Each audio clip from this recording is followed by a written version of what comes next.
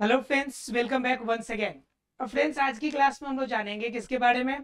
तो स्पेशली आज जानने हम लोग को कि रंध्रों के द्वारा पौधों के अंदर वाष्पोत्सर्जन की क्रिया कैसे होती है और किस प्रकार से इनके रंध्र खुलते हैं, किस प्रकार से रंध्र बंद होते हैं। रंध्र खुलते हैं तो क्यों खुलते हैं, बंद होते हैं तो क्यों बंद होते हैं। इसके अलावा इसमें हम लोग जानेंगे कि पोटेशियम आयन के द्वारा किस प्रकार से आपके इनके अंदर श्वसन की क्रिया होती है। इसके अलावा इनके अंदर जो आपका कार्बनिक चक्र चलता है, अर्थात वाष्पोत्सर्जन की क्रिया होती है अगर, तो वाष्पोत्सर्जन की क्रिया में कौन कौन से कारक महत्वपूर्ण होते हैं, इनका क्या महत्व होता है, इन सभी के बारे में आज की क्लास में हम लोग डिस्कस करने वाले हैं। चलिए बिना लेट किए हुए स्टार्ट करेंगे। और आज के सेशन के स्टार्टअप हम लोग करेंगे कि रंध्रों के माध्यम से वाष्पोत्सर्जन, रंध्रों में वाष्पो उत्सर्जन की क्रिया विधि। रंध्रों में वाष्पोत्सर्जन की क्रिया विधि। अब ये तो पता है कि रंध्र जो पाए जाते हैं वो अलग अलग पौधों में अलग अलग रूप में पाए जाते हैं। अर्थात कि पौधे भी दो तरह के होते हैं, एक तो होते हैं आपका एक बीजपत्री और एक क्या होते हैं आपके द्विबीजपत्री। ये सबको पता है, यानी कि मोनोकेटेलेडॉन और डाइकेटेलेडॉन आपको बताए थे हम। ठीक है, मैं बताया था आपको। इसमें क्या होता है कि इसके अंदर जो एक बीज पत्री पौधे होंगे, इनमें जो पत्तियां पाई जाएंगी, इन पत्तियों के अंदर जो रंध्र होते हैं वो दोनों साइड होते हैं, ऊपर भी होते हैं नीचे भी होते हैं, दोनों तरफ पाए जाते हैं। मतलब क्या, इनके जो रंध्र हमें प्राप्त होंगे, रंध्र रंध्र दोनों ओर मिलेंगे हमें। रंध्र कहाँ मिलेंगे हमें, दोनों ओर प्राप्त होंगे। लेकिन अगर वही द्विबीजपत्री में जाइएगा तो पत्ते के अंदर रंध्र तो पाए जाएंगे, लेकिन ये रंध्र क्या होंगे, सिर्फ एक ही तरफ होंगे। रंध्र सिर्फ एक तरफ होंगे, सिर्फ एक तरफ पाया जाएगा। क्लियर है, यानी कि एक होंगे रंध्र दोनों तरफ। तो रंध्र दोनों ओर किस में होगा, एक बीजपत्री में। और रंध्र सिर्फ एक तरफ किस में पाया जाएगा, तो द्विबीजपत्री पौधों के अंदर। क्लियर है आप लोग को। तो जब ये पता चल गया कि एक बीजपत्री में और द्विबीजपत्री में अलग पाए जाते हैं, तो फिर आपके पौधे तीन तरह के और होते हैं। एक तो जलीय पौधे होते हैं जो जल में पाए जाते हैं। इसके अलावा आपके बच गए एंजियोस्पर्म, एंजियोस्पर्म, आवृत बीजी और अनावृत बीजी, और जिम्नोस्पर्म। दो प्रकार के होते हैं ये। अब एंजियोस्पर्म और जिम्नोस्पर्म, इनके अंदर तो कोई डाउट नहीं कि इनके अंदर रंध्र पाए जाते हैं। लेकिन जो आपके जलीय पौधे होते हैं, इसमें रंध्र नहीं होते हैं, इसमें रंध्र नहीं पाए जाते हैं। क्योंकि अगर रंध्र पाए जाएंगे तो पानी उसी से बहते बहते ऐसे ही खत्म हो जाएगा पौधा। तो इसलिए जलीय पौधों में जो रंध्र होंगे वो नहीं पाए जाते हैं। लेकिन एंजियोस्पर्म जितने भी आवृत बीजी और अनावृत बीजी होंगे, सभी के अंदर हमें रंध्र देखने को मिलेंगे। उसके बाद बात कीजिएगा एक बीजपत्री या द्विबीजपत्री का। तो एक बीजपत्री पौधे के अंदर क्या होंगे कि रंध्र दोनों ओर हमें मिलेंगे, और द्विबीजपत्री में क्या होंगे कि रंध्र हमें सिर्फ एक ओर मिलेंगे। तो केस दोनों तरफ है। आप देख सकते हैं कि रंध्र की बात तो हमें समझ में आ गई कि रंध्र कहाँ पाया जाएगा और किस में पाया जाएगा। बात यह आती है कि रंध्र के द्वारा वाष्पोत्सर्जन की क्रिया होती कैसे है। तो ध्यान दीजिएगा, इसमें रंध्र के द्वारा अगर वाष्पोत्सर्जन की बात कीजिएगा तो इसके अंदर दो चरण होते हैं। इसमें दो चरण क्या क्या कि इसके अंदर रंध्र में वाष्पोत्सर्जन क्रिया होगी, दो दो स्टेप्स के अंदर होगी। एक में क्या होगा कि रंध्र का जो द्वार है खुलेगा, रंध्र का द्वार खुलेगा, अर्थात कि खुलना। और एक में क्या रहता है कि रंध्र का जो द्वार है वो बंद रहता है, रंध्र का द्वार बंद रहता है। यानी कि दो कंडीशन है, एक में रंध्र का द्वार खुलेगा और दूसरे में रंध्र का जो द्वार होगा वो बंद रहेगा। तो बात ये आती है कि कब रंध्र के द्वार खुलेगा और कब रंध्र के द्वार बंद होगा। तो इस दोनों केस को हम लोग जरा समझ लेते हैं कि रंध्र के द्वार खुलेगा तो कब और क्यों खुलेगा, और रंध्र के द्वार अगर बंद रहता है तो कब बंद रहेगा और क्यों बंद रहता है। ठीक है, चलिए देखते हैं जरा इसे। जरा बात समझने की आप कोशिश कीजिए कि मान लीजिए कि यह एक पत्तिया है, ठीक है, और एक पत्ती के अंदर जब बाहर से सूर्य की प्रकाश पड़ेगी, एक पत्ता बना लेते हैं अच्छा सा। देखिए, क्योंकि बायोलॉजी जो होता है आपका ज्यादातर क्या 50% पार्ट कह लीजिए कि आपका फोटोग्राफ्स ही होते हैं। अगर डायमेंशन आपका बन जाएगा अच्छे से, अगर अच्छे से फोटो बनाना आता है, तो समझिए एग्जाम में 50% मार्क्स वैसे ही आ जाने आपके। ठीक है, कि एग्जाम में आप जब बना के लिखते हैं, आप इसके फोटो वगैरह बना के, तो थोड़ा सा एग्जामिनर भी थोड़ा सा अच्छे से देखने की कोशिश करता है कि जरूर कुछ खास बनाया होगा। जरा देखिए, ये होल हो गए आपके, ये रंध्र हो गए। ठीक है, बाहर से सूर्य की प्रकाश पड़ रही है, ये मान लीजिए सूर्य हो गए, और सूर्य से सूर्य की किरण निकल रही है, ये सूर्य की किरण निकल रही है, ये सूर्य हो गया। ठीक है, सूर्य से सूर्य की किरण हमें प्राप्त हो रही है। ठीक है, वायुमंडल से हमें कार्बन डाइऑक्साइड भी प्राप्त हो रहा है, CO2 प्राप्त हो रहा है। अब कंफर्म है कि सूर्य का प्रकाश अंदर से खनिज लवण इसे मिल ही रहा है, कार्बन डाइऑक्साइड मिल ही गया, सूर्य का प्रकाश मिल ही गया, और खनिज लवण मिल ही गया, तो कंफर्म है कि भोजन बनेगा। तो अंदर क्या होता है कि कार्बन डाइऑक्साइड की सूर्य की उपस्थिति में इनके अंदर जो होते हैं पहले से जो स्टार्च उपस्थित रहता है, जिसे मंड कहते हैं, उसमें एक विशेष प्रकार के आपके क्या पाए जाते हैं, एंजाइम्स पाए जाते हैं। उस एंजाइम्स को क्या कहते हैं, उस एंजाइम को कहते हैं फास्फोराइलेज। क्या कहते हैं, फास्फोराइलेज। ये फास्फोराइलेज एंजाइम्स होते हैं। अब इसकी उपस्थिति में क्या होता है कि जो यह कार्बन डाइऑक्साइड है, यह कार्बन डाइऑक्साइड शर्करा बनाता है। कार्बन डाइऑक्साइड किस में बदल जाता है, शर्करा में। शर्करा में जब बदलता है तो क्या होगा, इनके होल के पास से अंदर की तरफ आएगा। जब अंदर की तरफ शर्करा बनेगा तो धीरे धीरे यह शुरू में तो अर्ध ठोस की अवस्था में रहेगा, अर्ध ठोस की अवस्था में रहेगा। और जब अर्ध ठोस रहेगा तो इनके अंदर प्रसरण की क्रिया होगी, और जब यह प्रसरण की क्रिया होगी तो अंदर जाके यह अंदर की कोशिकाओं में, अंदर की कोशिका में और कोशिका के बीच में जो जगह होगा, जिसे हम लोग कोशिका का अवकाश कहते हैं, कोशिका अवकाश, उसमें जाके बढ़ेगा। जब इसकी मात्रा ज्यादा होगी, जब ये शर्करा की मात्रा, जब अर्थोस की मात्रा प्रसरण के द्वारा कोशिकाओं में जब ज्यादा बढ़ने लगेगा, तो जब ज्यादा कोई चीज बढ़ेगा तो समझिए उसके अंदर सांद्रता बढ़ेगी कि नहीं बढ़ेगी। तो उसके अंदर क्या होता है कि कोशिका के अंदर सांद्रता बढ़ जाती है। क्या बढ़ जाती है, सांद्रता बढ़ती है। जब कोशिका के अंदर सांद्रता बढ़ेगी तो यह अधिक सांद्र जब हो जाएगा तो यह कम सांद्रता की तरफ जाएगा कि नहीं। अब अधिक सांद्र होने की वजह से अब आगे छोटा सा यह होल दिख रहा है, रास्ता दिख रहा है, और यहाँ पे अधिक सांद्रता है और यहाँ पे खाली जगह दिख रहा है। तो बताइए यह अधिक सांद्रता से बढ़ते बढ़ते कम सांद्रता की तरफ जाएगा कि नहीं जाएगा, बिल्कुल जाएगा। तो उस कंडीशन में यह सांद्रता बढ़ने की वजह से इनके अंदर क्या होता है कि दाब भी बढ़ता है। जो द्रव्य का जो दाब है वह दाब बढ़ता है, और दाब बढ़ने के कारण क्या होता है कि बाहर का जो यह रंध्र है, यह रंध्र खुल जाता है, क्योंकि बाहर निकलना चाहता है। तो उस कंडीशन में रंध्र क्या हो जाते हैं, ओपन होते हैं, और रंध्र जब ओपन होते हैं तो उनसे जब सूर्य के प्रकाश अंदर जाती है तो इसमें जो लिक्विड अर्थात जो द्रव की मात्रा होती है वह वाष्पोत्सर्जन क्रिया के द्वारा वायुमंडल में जाती है। तो इनके वजह से यह रंध्र खुलता है। तो यह कंडीशन कब होगी, रंध्र कब खुलेगा, जब इनके अंदर प्रकाश संश्लेषण की क्रिया होगी। रंध्र खुलेगा कब, जब इनके अंदर प्रकाश संश्लेषण की क्रिया होगी। और प्रकाश संश्लेषण की क्रिया कब होगी, जब इसके सूर्य की प्रकाश मिलेगा। और सूर्य की प्रकाश कब मिलेगा, तो दिन के समय में। कब मिलेगा, दिन के समय में। अर्थात क्या, दिन के समय में जब सूर्य की उपस्थिति होगी, अर्थात जब प्रकाश संश्लेषण की क्रिया होगी, तब रंध्रों के वाष्पोत्सर्जन क्रिया में रंध्र का जो द्वार है, जो रास्ता है, वह खुलेगा।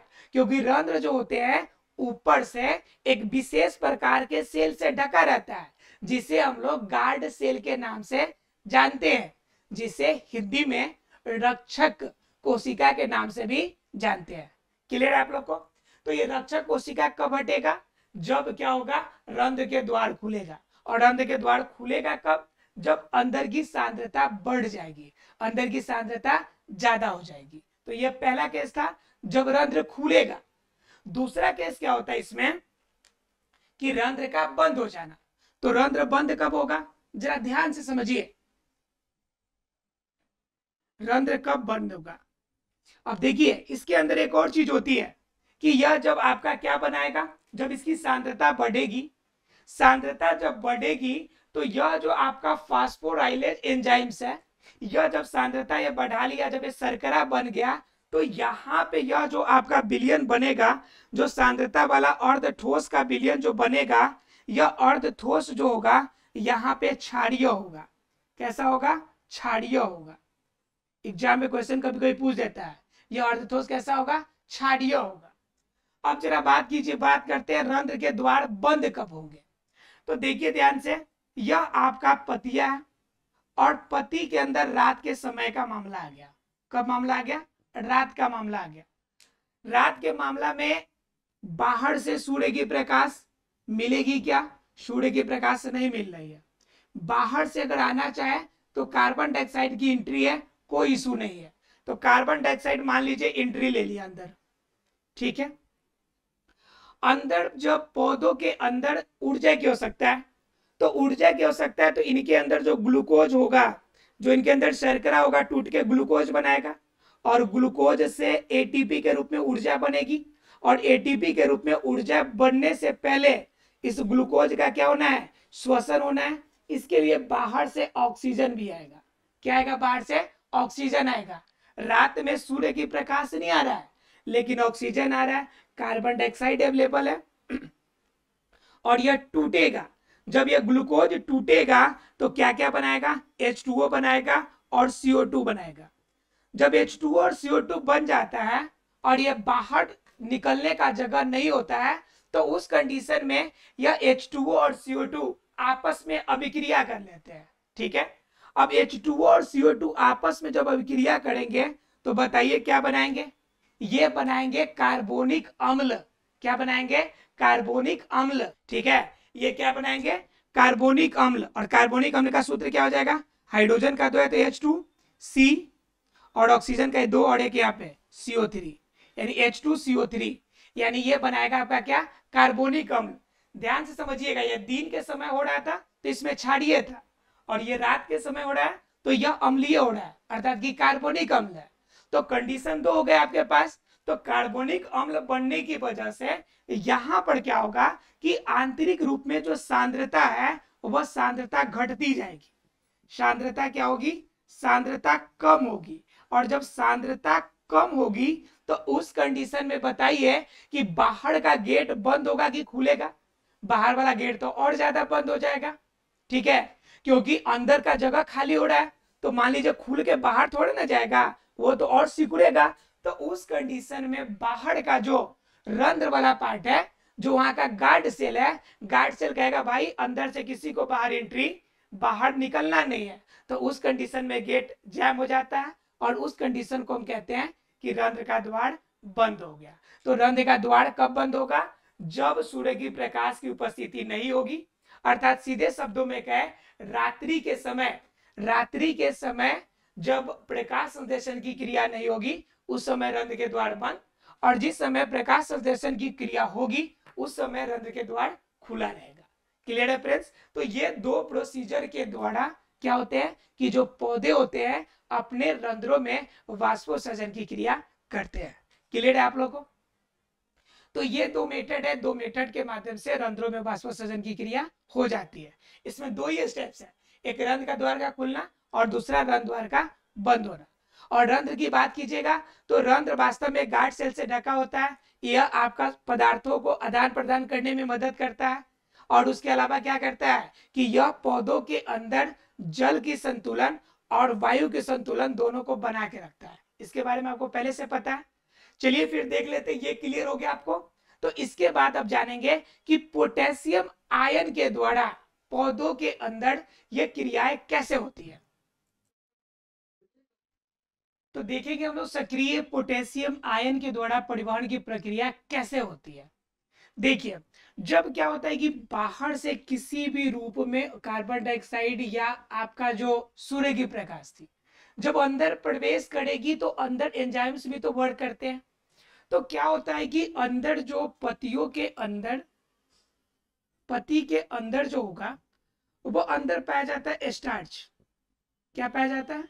स्टार्च पाया जाता है। स्टार्च क्या होता है कि स्टार्च जो होगा टूटकर मैलिक अम्ल में बदल जाता है। किससे बदल जाता है? मैलिक अम्ल में बदल जाता है। पहला काम तो ये होता है पोटेशियम आयन के सक्रिय परिवहन में, कि स्टार्च पहले टूटेगा मैलिक अम्ल में बदलेगा, पहला काम।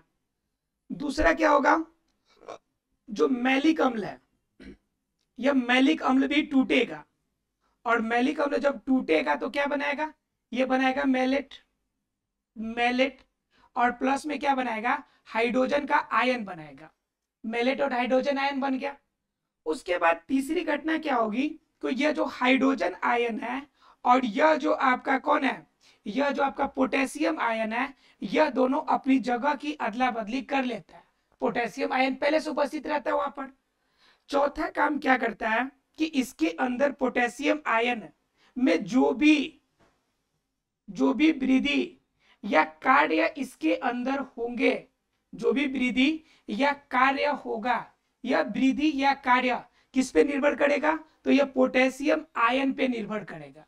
ठीक है, और यह वृद्धि और कार्य किसकी वजह से होगी, तो इनके शरीर के अंदर जो एटीपी ऊर्जा के रूप में रहेगा वह उसी के द्वारा यह सारी क्रियाएं होगी। और पोटेशियम आयन उसके बाद अपने अन्य क्रियाओं में फिर क्या करेगा, इसकी मदद करेगा। तो ये होता है सक्रिय पोटेशियम आयन के परिवहन की प्रक्रिया। अब बात यह आती है कि ये सारी क्रियाएं अगर होती है तो सभी क्रियाओं में वाष्पोत्सर्जन की क्रिया जो है, इस वाष्पोत्सर्जन की क्रिया को प्रभावित कौन कौन करेगा, कौन कौन से कारक है जो वाष्पोत्सर्जन की क्रिया को प्रभावित करेगा, क्रिया को प्रभावित करेगा। इसकी बात आती है कि प्रभावित कौन कौन करेगा। तो पहला नंबर कि सूर्य की प्रकाश की उपस्थिति में सारा कार्य होता है, तो पहला प्रभाव कौन डालेगा, प्रकाश। कौन? सूर्य से प्राप्त होने वाला प्रकाश, अर्थात क्या, सूर्य का प्रकाश। पहली आपकी इफेक्ट, पहले फैक्टर क्या हो जाएगा इसका, सूर्य की प्रकाश। जितना तेज प्रकाश होगा वाष्पोत्सर्जन की क्रिया उतनी ही तेज होगी। ठीक है। दूसरा का क्या होगा आपका कि वायुमंडल की आर्द्रता, वायुमंडल में जितनी आर्द्रता होगी, आर्द्रता अगर कम है, आर्द्रता अगर कम है तो वाष्पोत्सर्जन की क्रिया ज्यादा होगी, अगर आर्द्रता अधिक है तो वाष्पोत्सर्जन की क्रिया कम होगी। ठीक है। तीसरा क्या होता है, तीसरा होता है कि तापमान। अगर वायुमंडल का तापमान अगर अधिक है तो तापमान अधिक हो गया तो कंफर्म है कि वाष्पोत्सर्जन की क्रिया भी क्या हो जाएगी, अधिक हो जाएगी। यह क्रिया भी क्या हो जाएगी हमारी, अधिक हो जाएगी, क्रिया अधिक होगी। यह तीसरा था। चौथा अगर बात कीजिएगा तो चौथा इसके अंदर क्या होता है कि वायु की, वायु का रोल तो पता है आपको। अगर शुष्क वायु है यानी कि गर्म हवाएं चल रही है तो वाष्पोत्सर्जन की क्रिया तेज, अगर आपकी हवाएं ठंडी हवाएं चल रही है तो उस समय वाष्पोत्सर्जन की क्रिया स्लो हो जाएगी। तो वायु का भी रोल है। पांचवा होती है मृदा, अर्थात कि जो आपकी मिट्टी है, इस मिट्टी का भी बहुत बड़ा रोल होता है। जितना ज्यादा नीचे से मूल दाब बनेगा उतना ज्यादा तेजी से वाष्पोत्सर्जन की क्रिया भी होगी। अर्थात क्या, इनके 5 मेन फैक्टर है, प्रकाश, वायुमंडल की आर्द्रता, तापमान, वायु और मृदा। ये 5 फैक्टर है जिनके द्वारा आपका वाष्पोत्सर्जन की क्रिया प्रभावित होता है। इसके अलावा कुछ क्रियाएं ऐसी होती है जो वाष्पोत्सर्जन क्रिया के कारण आपको फायदे होते हैं। अर्थात क्या, वाष्पोत्सर्जन क्रिया का महत्व क्या होता है। ठीक है, वाष्पोत्सर्जन के फैक्टर जान लिया। अब बात करते हैं इनकी महत्व की, कि इनके महत्व क्या है। तो महत्व में क्या होगा, मेन तो होता है कि इनकी जल की संतुलन करेगा। पहला काम क्या करेगा, जल का संतुलन करेगा, पौधों का जल का संतुलन इसी की वजह से होगा। तो पहला काम किसका होगा, जल का संतुलन का काम होगा, कि पूरे आपका शरीर और वायुमंडल के अंदर दोनों की जल के संतुलन बनाए रखने में कौन जिम्मेवार है हमारा, तो वाष्पोत्सर्जन जिम्मेवार है, पहला आपका। दूसरा नंबर तापक्रम का संतुलन, तापक्रम का संतुलन यानी कि ताप वायुमंडल में कैसा होगा इसका डिसाइड में संतुलन कौन करेगा हमारा, ये वाष्पोत्सर्जन की क्रिया करेगा। अगर तापमान अगर कम है तो इसका मतलब वायुमंडल में क्या होगी, आर्द्रता ज्यादा होगी, तो टेम्परेचर डाउन होगा। तीसरा क्या है कि खनिज लवण या अन्य पदार्थों का अवशोषण अवशोषण होगा, इसमें मदद करता है। खनिज पदार्थ जो जमीन से लेकर ऊपर जाती है पत्तियों तक, उसमें इनका बहुत बड़ा रोल होता है। उसके बाद क्या, उसके बाद चौथा होता है कि जो इनके अंदर फल होते हैं, फल की गुणवत्ता में वृद्धि, यानी फल की गुणवत्ता में वृद्धि किसकी वजह से होगी, तो यह होगी इसी की वजह से, वाष्पोत्सर्जन क्रिया की वजह से। तो ये क्या हो गए, इनके महत्व हो गए। यानी कि वाष्पोत्सर्जन के फैक्टर देख लिए, उनके महत्व देख लिए, उनके अंदर वाष्पोत्सर्जन की क्रिया के स्टेप्स हम लोगों ने जान लिए। इस तरह से हमारा चैप्टर जो होता है खत्म होता है, और ये चैप्टर का आखिरी पॉइंट था। मिलते हैं अगले क्लास में, तब तक के लिए thank you very much friends.